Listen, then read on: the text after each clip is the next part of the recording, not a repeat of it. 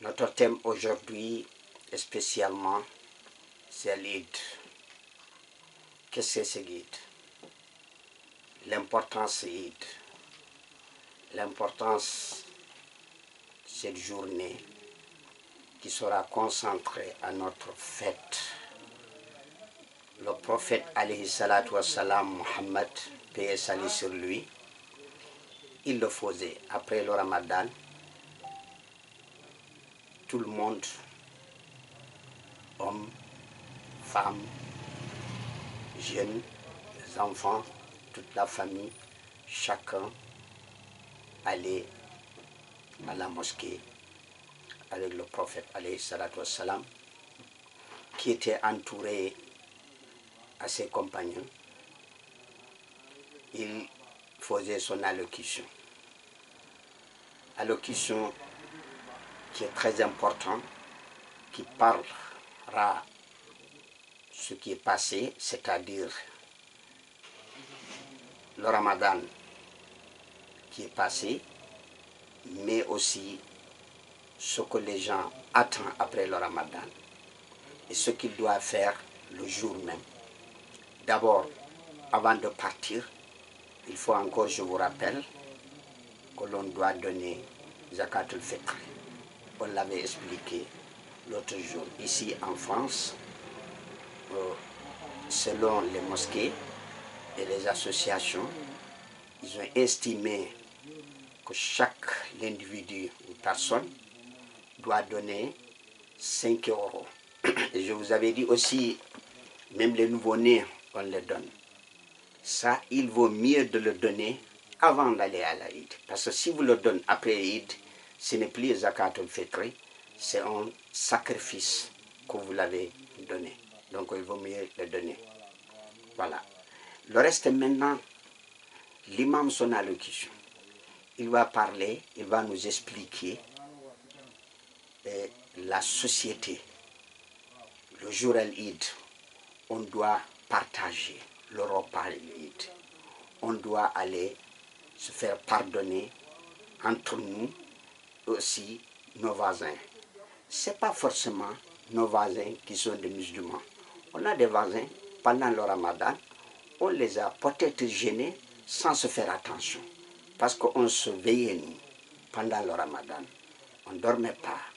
Quelquefois, on réchauffait le repas et le bruit des micro-ondes avec les, excusez-moi, mais avec les appartements qui sont collés, on ne peut pas arrêter le bruit d'un micro-ondes.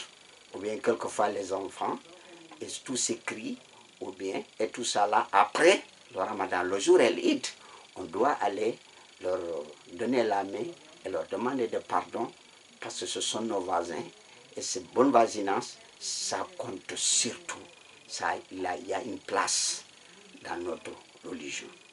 Parce que c'est le jour-là, chacun, même le père de famille, dès que tu rentres chez toi, tu dois appeler à toute ta famille, tu le réunies, tu donnes ta main à tout le monde, tu leur demandes de vous pardonner. Aussi, à l'Eid, on doit, selon les moyens, à offrir de bons cadeaux aux enfants et les épouses aussi, et de bons repas aussi. Inviter aussi les gens, partager, parce que c'est le but, tout le monde doit satisfaire.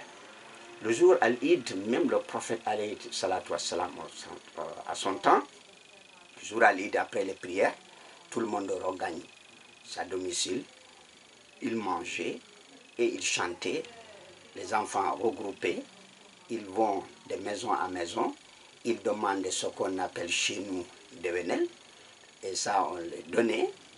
Après, tout le monde se retrouve et c'est la fête, c'est pour tout le monde. Donc profitons-nous. Et le jour à l'Eid aussi, il est interdit de jeûner. Il ne faut pas jeûner parce que c'est le jour où tout le monde doit satisfait, tout le monde doit boire et manger, et chanter, content, et c'est ça, c'est un bon retrouvail. Donc c'est ça l'importance de l'Eid. On doit aussi bien s'habiller. Ceux qui ont les moyens, ils peuvent aller acheter des bons habits. D'autres, ils n'ont pas les moyens, mais ils ont leurs habits et ce n'est pas forcément toujours acheter de nouveau. Tous les habillements neufs ou bien nous repasser bien. L'essentiel de se retrouver et écouter l'imam, son allocution, c'est très important. Autre chose, quelquefois, malheureusement, je vois les gens, quand ils arrivent à la mosquée, ou bien pas la mosquée, il y en a d'autres qui sont expliqués, parce que s'il y a les moyens de le faire dans une salle qui n'est pas forcément une salle de prière ou bien une mosquée, ou bien d'autres dans l'endroit où ils font la prière parce que c'est plus grand, c'est plus aéré. Et là, on n'est pas demandé, recommandé à faire les 2 rakas. Dès que tu arrives, tu dois écouter l'imam. Lui, il va faire son allocution, ce qu'on appelle un khutbah. Et quand l'Eid se termine, l'imam il fait ses 2 rakas, la prière. Ensuite, il fait son allocution. Tout le monde doit rentrer. Et d'autres, ils arrivent en retard. Je vois malheureusement, il y a des gens qui arrivent en retard et ils font leur raka. Ça, c'est pas recommandé. C'est pas possible. Parce que c'est un sunna. Le sunna, إذا فاتك sunna, fala tubda. Sunna, quand ça c'est terminé. Tu dois rentrer chez toi. Et si tu veux quand même arriver pour soi-disant saluer l'imam ou les autres personnes qui sont là-bas, et ça en ce moment, tu es libre de le faire. Mais tandis que le fait d'aller faire des prières, après l'imam a terminé, ça c'est pas recommandé et ça ne se fait pas. Donc c'est à connaître ces choses-là. Aussi, ceux qui ont les moyens d'aller à la mosquée, écouter l'allocution de l'imam, c'est très important. Donc c'est ça l'Eid. À l'Eid aussi, comme je vous ai dit, on doit aller saluer à tout le monde. C'est important, les voisins. Et puis montrer que tout le monde a été content, le ramadan a été bien passé. C'était très bien passé. Mais le reste est encore, parce que le prophète alayhi salatu wassalam disait, il recommandait que les gens, la discipline que nous avions pendant le ramadan, ça doit être toujours continué. Le comportement, toujours aussi, on doit le préserver, ça doit toujours continuer, parce que c'est ça qui va nous faire le bon voisinage, c'est ça qui va faire impressionner les autres, les uns et les autres. Donc, vous voyez, le jour Al-Eid, c'est très important, mais aussi l'heure de prière Al-Eid. Et bien sûr, ça, c'est une spécialité de l'imam, selon son programme, mais ce qui est recommandé, ça commence le lever du soleil jusqu'au maximum 11 heures ou 10 heures, 11 heures. C'est ça, le waqtul muhaddad l'Eid. C'est ça, les heures préférences pour prier l'Eid. Encore une fois, quand tu arrives et tu trouves que l'imam a terminé, il ne faut pas faire d'autres prières. Ça, c'est le sunna. Tu dois rentrer et parce que ton intention déjà est bien arrivée. Le ramadan est terminé. C'est très important pour nous tous. Et aussi, quelqu'un m'a posé une question, soit disant que est-ce que vraiment avec le ramadan, le repas qu'on se prépare le jour à l'Eid, est-ce qu'on doit partager ça aussi que nous les musulmans et les autres qui ne sont pas musulmans? Bien sûr, le repas, on doit leur partager, surtout, on doit leur donner, nos manger. Parce que ce sont nos voisins. Il faut bien créer une bonne atmosphère.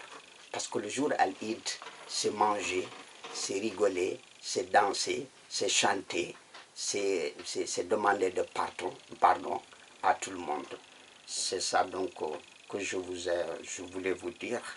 Et puis, toujours, aussi l'imam, il est recommandé qu'il parle à l'éducation. Parce que c'est très important. C'est la base à tout le monde. Pour créer une bonne société, c'est l'éducation. L'éducation, c'est l'école. L'éducation, c'est la famille, c'est l'école, c'est la mosquée. On doit toujours éduquer les gens, nos enfants, selon leur contexte. Parce que Sidna Ali, qu'est-ce qu'il avait dit? La turabbu auladakum bizamanikum fa inna zamanahum khayrun min zamanikum. Qu'est-ce que cela veut dire? Il avait recommandé à quand on doit éduquer nos enfants, on doit leur éduquer selon leur contexte. Parce que eux, leur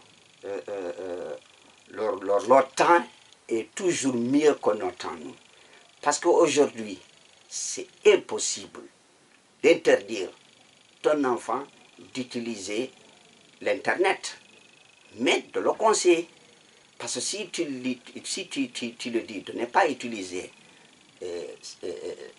l'Internet, c'est-à-dire lui dire toujours tu dois être en retard. Mais il faut le conseiller. Si tu le fais conseiller, tu le dis voilà, mon fils ou ma fille, et ça c'est bien, c'est pour te faire aider dans tes révisions, et c'est pour te faire avancer dans ta recherche. C'est important. Et aussi, on ne peut pas interdire nos enfants aussi à la télévision. Parce que la télévision, ça nous fait enseigner, ça nous fait des connaissances, ça nous augmente la culture. Donc, vous voyez, Sayyidina Ali, le gendre de prophète, alayhi salatu wassalam, c'était le plus grand connaisseur, c'était le plus grand intellectuel, c'était le plus grand savant au temps. Parce que le prophète, alayhi salatu wassalam, ce qu'il avait dit, tout ce que vous voulez demander concernant les connaissances, la religion, la culture générale, allez-y chez Ali. Et c'est Ali qui nous avait dit ça. Et donc, vous voyez, l'imam aussi dans son allocution, il doit parler de ça. Surtout aussi, il doit parler aussi, les gens toujours, ceux qui enseignent le Coran, il doit toujours être objectif. C'est très important. C'est quoi? Tout simplement, le faire apprendre comment faire la prière. Et le faire aussi apprendre qu'une personne, il est une personne, quoi qu'il arrive, tu dois respecter celui qui est en face de toi. Voyez, donc ça, c'est très important. Donc, c'est le respect. Et toujours, on ne doit pas sortir dans ce cadre-là, cadre de l'éducation, éduquer nos enfants. Et puis aussi, parler aux parents aussi. Parce que les parents aussi, ils ont des responsabilités. Ça aussi, le prophète Mohammed alayhi salatu wassalam, ça faisait partie des thèmes généraux dans toujours ces allocutions, surtout l'Eid. Voilà, mes frères et sœurs, et disons que l'Eid c'est demain, normalement ici nous en France, et on doit dire tout le monde bonne fête, et puis mangez bien, surtout les Diallo et les Sérés, ils sont contents, et je vous dis encore une fois que le bon Dieu nous protège, qu'il nous garde, qu'il exauce toutes nos prières, tout ce qu'on a fait pendant le mois de Ramadan, et ça continue encore. Merci. C'est la télévision DSN TV. Et avant de terminer, je peux dire de vous remerciement toujours. C'est important à notre réalisateur caméraman, M. Babadé, et le directeur Malik Silla.